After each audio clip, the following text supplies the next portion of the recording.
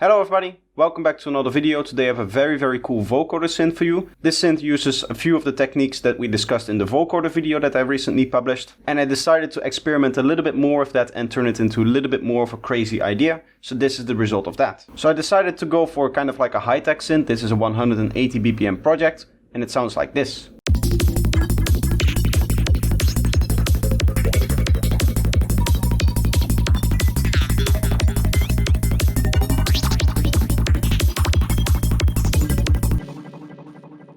So as you can hear, sounding pretty crazy and pretty glossy. It has these really cool kind of textures where there's sometimes a little bit of a very resonant sound and other times it does sound very flat in terms of frequency response. And that's actually achieved by having two vocoder setups and then randomizing the volume of each of them. So I actually want to start with the modulator, and as you can see we have two modulators, and the reason for that is if we look into the actual carrier here, we also have two vocoder setups. So we need each individual modulator to go into the carrier into each of the two vocoders that we're using. Now these two modulators are the same patch, but they do use a little bit of randomness, so they do generate a different random signal. Here I have another copy, so you can just listen to this.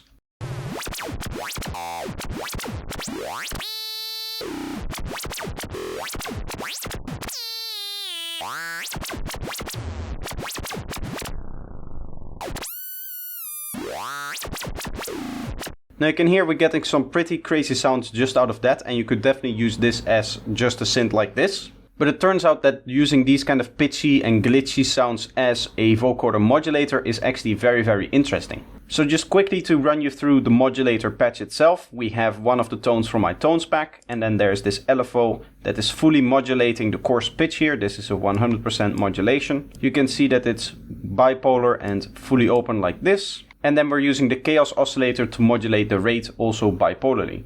And the chaos oscillator is just left in its default state. So what we essentially have is that this modulation is being applied to the coarse pitch, so it's just going up and down at random speeds basically. And this speed is obviously generated by the chaos oscillator, which is constantly putting out a random signal. And if I play it, you can see down below here what the modulation is actually doing to the speed of this modulation here.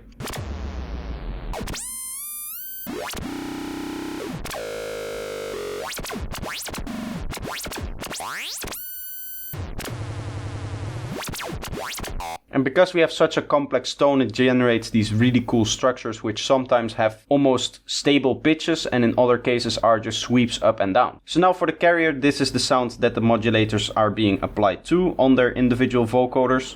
But the synth itself is this one here. Now if you have seen the vocoder video, then you know all about this synth as I explained it in that one. But for a recap, we have a saw wave going into a bandpass filter with some resonance and drive. We have this hyper dimension for stereo width, some very short delay for some extra tonality to it, and then finally a chorus that brings out a few copies of the sound and then just does a little bit of delay to it like a chorus does. But this one in particular has a very high feedback and low depth and is only applied to the high frequencies. So now we have to move on to the two different chains. We'll start by listening to the first chain.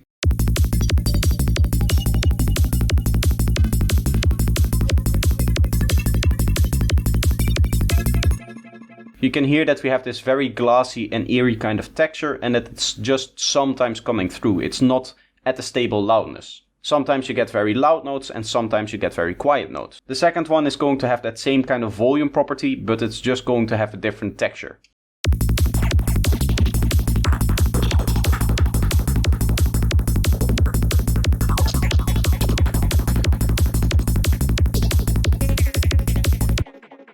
You can hear that it has a little bit more tonality to it, as well as that it's a little bit more noisy. It doesn't have those very small resonant peaks, those resonant frequencies. So let's start by looking at the first vocoder.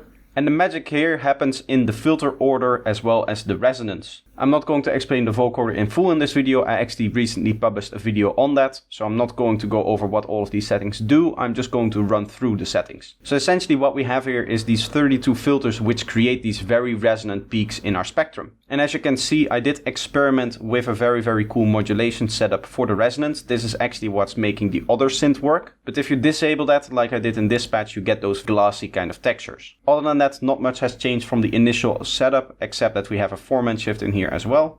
Now the signal from that vocoder is going to go into an OTT to get a nice volume. It just gives it a stable volume all around. And then we use LFO tool to just shape the envelope of the sound so that we get a plucky sound. Then we have a little bit of a crazy setup with this plugin here. This is a plugin called Pana, and this does a weird kind of panning that is not based on just left-right volume, but actually based on left-right timing. So it tries to emulate the panning values that you see here by offsetting the timing between the left and the right channel. And the way that we're using that is we're using this LFO here that is modulating this pan value, which is just this value that you see in here. But this modulation is also being sent to this balance here.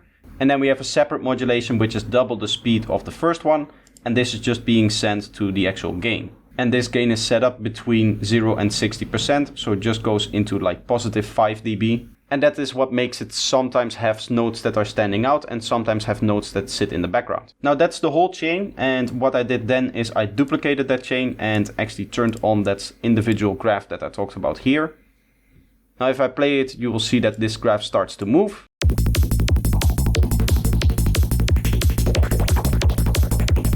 And this is achieved through this modulation here, which is just a slow 4-bar modulation on the 3 X points of that graph. So you can see this point here, and this point here all have an X value, and that is being modulated. And you can see I set up different amounts accordingly so that I could keep the shape the same way and just change the position of this bump shape here.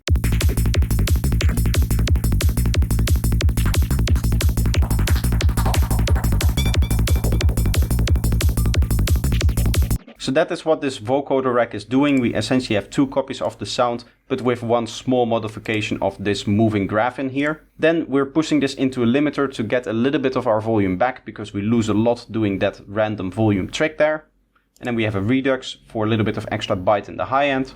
Then we have an EQ that we're using to shape the tone, and then finally a delay. So that's the whole patch. It was a very interesting patch to make for me, and it might be a little bit complex. But what I wanted to use this patch for is to show you that with a little bit of experimentation and maybe making some small changes and then using some modulations to trigger different sounds at different volumes and different stereo positions, you can get some really cool sounds. And this technique does not have to apply only on vocoder synths, but you can use that for all kinds of different sound design techniques. The cool thing with this synth is that it came from one of those experimentation sessions that I used to prepare for the vocoder video. So I was messing around with the vocoder in preparation for that video, and then I discovered some of the tricks that I used to create this synth. So I want to use this video to inspire you to experiment every once in a while with maybe an effect that you don't know, and play around with it to see if you can come up with cool synths and sound design techniques. So that's going to be all for today. I hope you enjoyed the video, and I hope you enjoyed the sound design technique. Let me know if you enjoyed it by leaving a like, and if you're new here and you want to see more of what I do, then subscribe to the channel.